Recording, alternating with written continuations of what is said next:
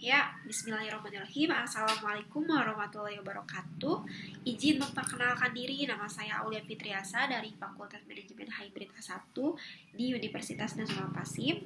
Di sini saya telah membuat analisis guna memenuhi ujian tengah semester IE Makro dengan dosen pengampu Ibu Ala Erpurini SEMM.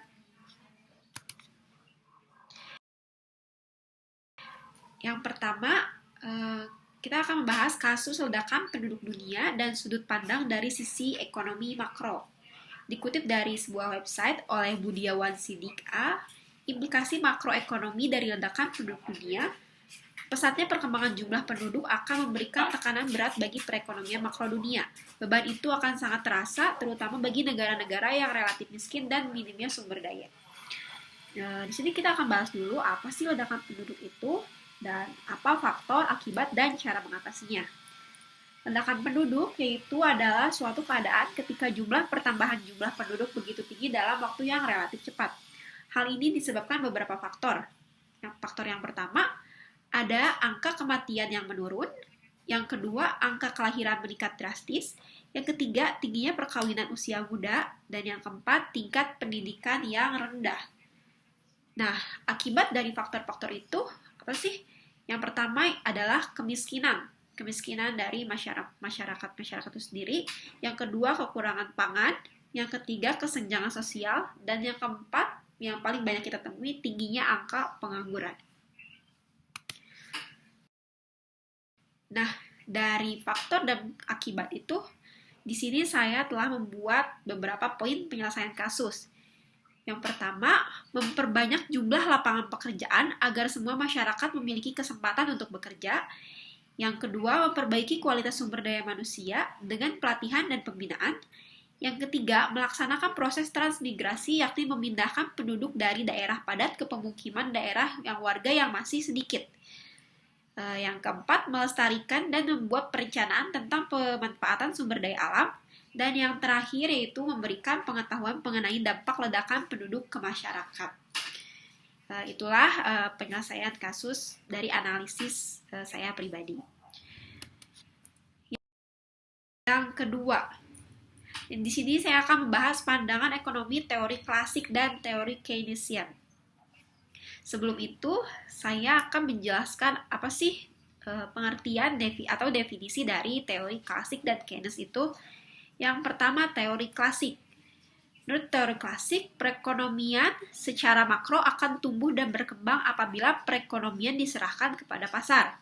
Sedangkan menurut teori Keynes, teori yang dipelopori oleh John Maynard Keynes, teori ini percaya bahwa kapitalisme adalah sistem yang baik, tetapi terkadang dibutuhkan bantuan. Di sini ada tabel perbedaan dari teori klasik dan teori Keynes. Contohnya yaitu teori klasik mengatakan bahwa cara mengatasi pengangguran adalah dengan mengurangi tingkat upah, sedangkan teori Keynes sendiri berpendapat bahwa cara mengurangi pengangguran adalah dengan memperbanyak investasi.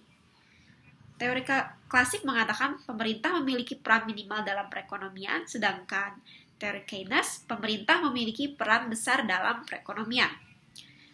Selanjutnya, teori klasik bertumpu pada masalah-masalah mikro, sedangkan Keynes bertumpu pada masalah-masalah mikro. Selanjutnya, teori Keynes mengatakan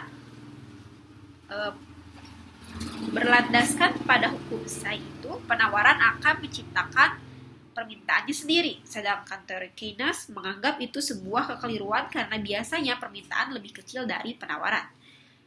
Teori klasik mengatakan bahwa jumlah tabungan akan selalu sama dengan jumlah investasi, sedangkan teori Keynes, jumlah tabungan tidak sama dengan jumlah investasi. Yang terakhir, contohnya teori klasik mengatakan bahwa posisi keseimbangan sumber daya termasuk di dalamnya sumber daya sebagai tenaga kerja akan dimanfaatkan secara penuh. Seandainya terjadi pengangguran, pemerintah tidak perlu melakukan tindakan kebijakan apapun. Sedangkan teori Keynes berpendapat bahwa dalam kenyataan pasar tenaga kerja tidak bekerja sesuai dengan pandangan klasik.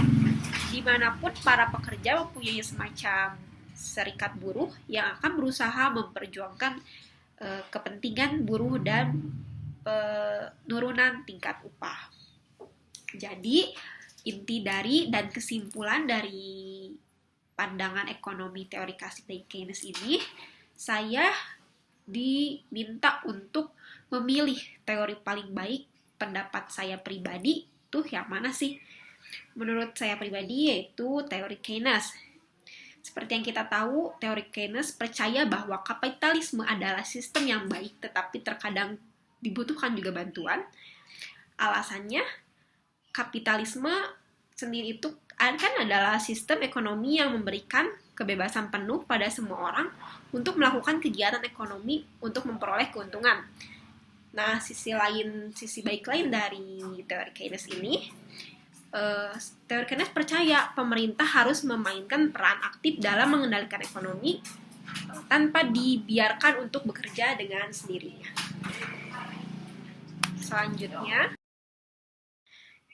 Selanjutnya, pembahasan ketiga adalah mengatasi peningkatan stagflasi.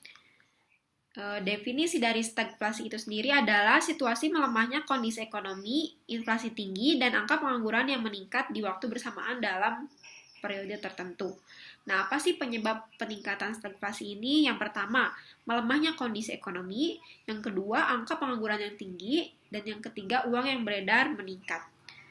Nah, dari sini ada cara mengatasi peningkatan stagflasi, yaitu adalah dengan adanya penyesuaian pajak, kebijakan khusus bagi tenaga kerja, hingga diversifikasi investasi ke instrumen yang sama.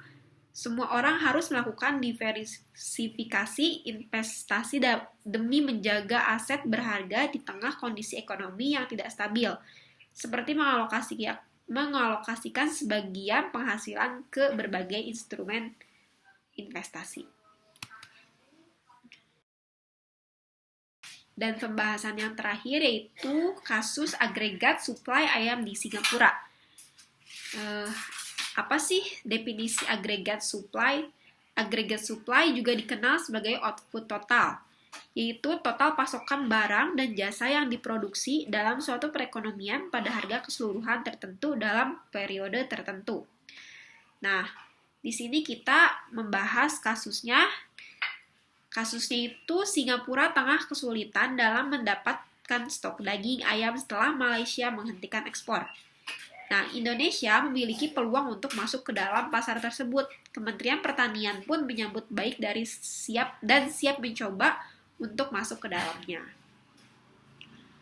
Penyelesaian dari kasus agregat supply ayam ini yaitu menambah jumlah ayam dengan memberikan program pembibitan ayam kepada peternak dan masyarakat ingin membuat peternakan. Yang kedua, memberikan subsidi pakan ayam sehingga peternak tidak terbebani.